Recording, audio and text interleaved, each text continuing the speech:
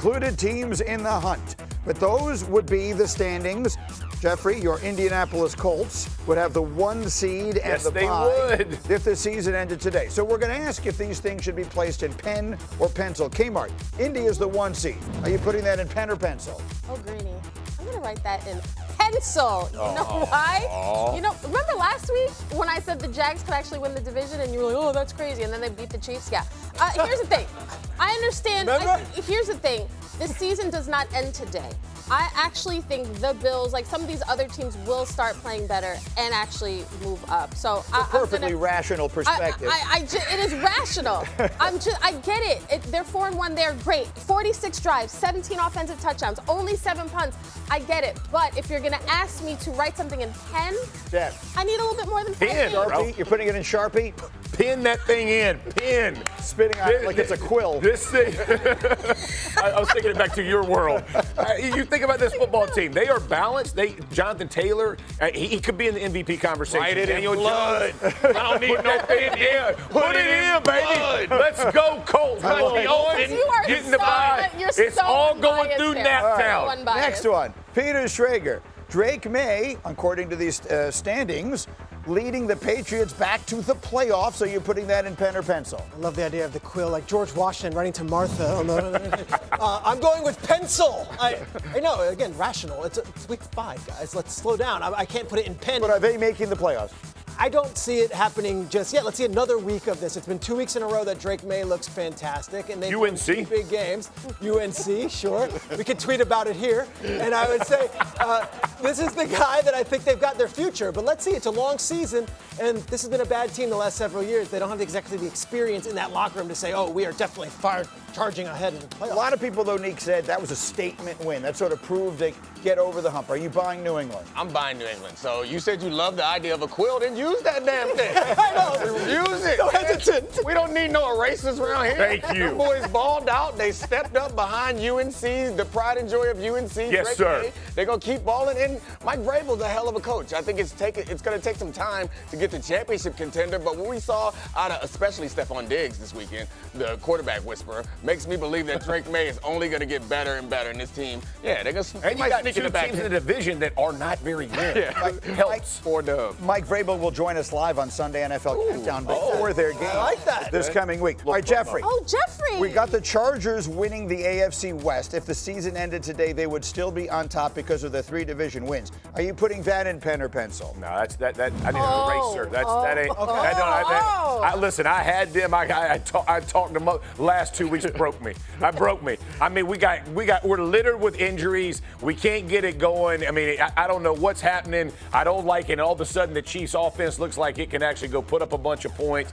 I just can't. It hurts me. It pains me because I wanted to pin it. And if you give me the Colts, I pin it. Now I got to pencil it, which is weak. You don't have to pin it. You don't have to pencil it. You can pin it at the bottom. Like they are not going to win. Okay, I'll pin it the other way. I'll pin them. Who's going to win it? I think the Chiefs are going to win it.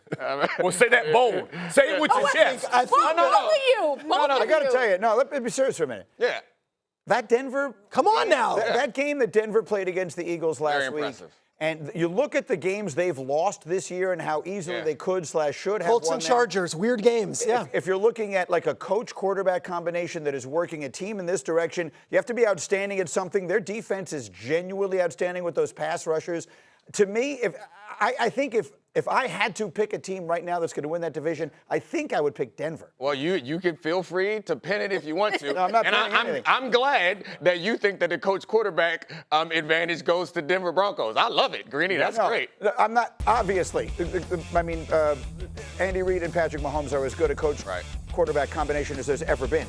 But things have to come to an end at some point. I think you could be right. And the reason why you'd be right would not be because of the coach-quarterback conversation. Correct. Because of that defense. That defense is going to keep the game close. And I think that's why we always lean towards the better quarterback in those tight game situations. But there was something I liked, and maybe this speaks about Sean Payton. And you're going to look at their defense here, and it's outstanding. They got those 2 edge rushers in Cooper and Benito. But here's the point that Peter made that I like. When they went for the 2 in that game against the Eagles, not only was that a statement, I thought, in doing it, but I like the fact that they all said afterwards, we didn't have to talk about it. Yeah. We didn't have to think about it. We knew what we were doing. We knew running off after the touchdown, we're going for the 2. A lot of people look at Sean Payton's bravado and they roll their eyes and say, who is this guy? He's like a high school coach sometimes with the stuff he does. But I can report to you, they were blasting Meek Mill in the locker room afterwards. Sean Payton's dancing. That's in Philadelphia. They then, they got on the bus and he's like, should we drive on Broad Street? Should we sell it? It's week 5, I get it. But that's the Sean Payton mentality. He had that with the Saints when they had the money in the locker room and they would dance and do all the stuff there. This is what he is. He's petty, and these guys buy into it. And it might be a little high school at times. It might feel a little like Hollywood movie stuff. But that Denver Broncos team believes in their coach, and it might take them the next level. The real thing in Denver is going to be how accurate Bo Nix can be throughout the season and if they get to the playoffs in the playoffs. That's it, because they have all the pieces. When he is accurate, they're money. When he's sailing balls and he's not hitting guys, then their offense starts to scuffle. I don't want to turn it back to the Eagles conversation, but I think the Broncos defense is a good example of what we see when we see the Eagles. The Broncos defense is incredibly talented. They're so talented that they only have to do one thing, but they don't. They do multiple things with all that talent. And I think that's what takes them to the next level, which makes them a really attractive team. And to circle it all the way back to where this was intended to go, if the season ended today, the Kansas City Chiefs, who have been in every Super Bowl it feels like since I was in high school, would not be in the playoffs. Are we putting in pen that they will make the playoffs? Would you be willing to write in? Absolutely. Chiefs will be there. They will be in the playoffs. They will be in the playoffs. This is too good of a football team to not make the playoffs. Here's the difference between when we're talking on these shows. I look at them through the lens the same way the Eagles as winning a Super Bowl.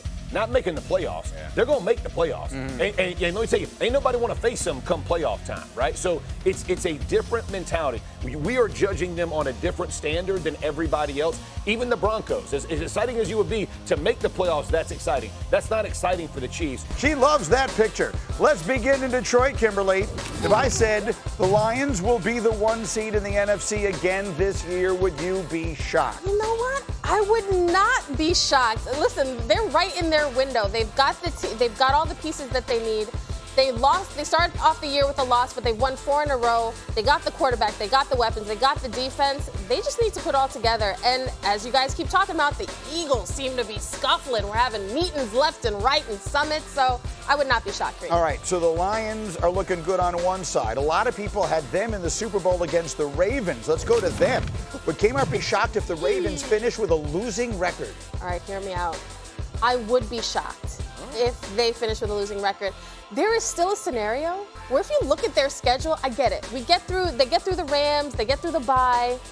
The rest of their schedule on paper, I think they could still do some damage. I think this team, they got the quarterback. They don't have the defense right now, but I think they'll figure it out. For the record, ESPN Bet still has them as the favorite to win the division. Finally, would K-Mart be shocked if your guy Baker Mayfield wins MVP?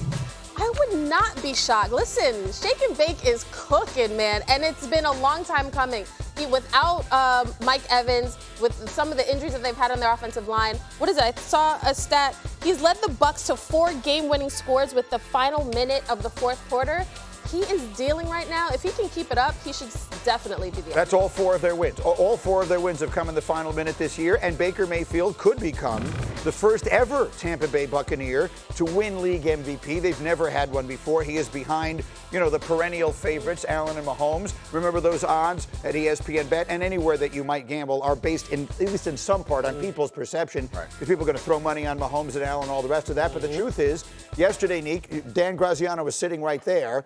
And when we brought up the question about Dak being MVP, he said, no way. Right now, right this minute, Baker Mayfield is the MVP of the league. Yeah, because it's connected to how successful your team is. And I think projecting from Dan, it's about we think that Tampa is the real deal. They're going to get healthier. They're going to get better. And it's also, I think the story of Baker is an entertaining and interesting story. And to Kimberly's point, how can you prove your value any more than last-second drives to win games 4 times in a row? So he seems more valuable than anybody else right now. Yeah, look, I'm not going to argue against Baker Mayfield, but I'll just say this. Look, there's a subjective and an objective component to this MVP voting, right? So if you look at it objectively, how right now can you not say, when you look at all of the relevant next-gen stats, can you not say that Daniel Jones isn't first? Ooh. How can you not say that right now? Goodness. How can you not say Jeffrey. it? You cannot. But so you know what's going to happen? People are going to be like, Daniel Jones, Danny Dimes, he ain't going to be the MVP. He's not going to sustain it. Well, what if he does? Yeah. What if he does continue to rip people like he has right now? He will. I'm just telling you. So that's fair. And Jeff, he almost jumped out of his chair. But both of them, actually, it's a good setup to what I wanted to talk about.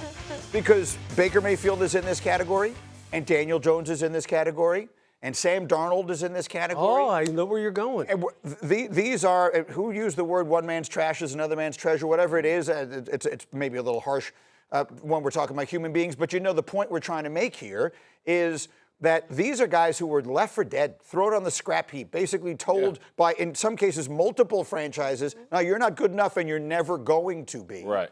And now here they are starring.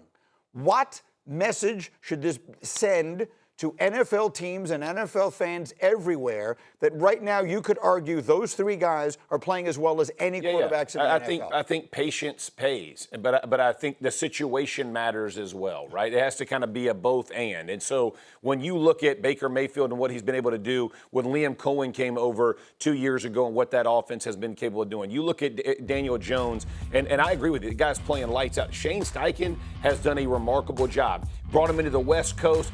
Quick decisions, understanding where to go the ball. Sam Darnold, same thing, right? I mean, think about this Raiders thing with taking Geno Smith and what Sam Darnold's been able to do. And see, I know he threw an interception late last week, but the guy is playing lights out. But it's patience matters. Understanding the game and understanding how the game slows for guys as they continue to get more reps and more cuts at this thing.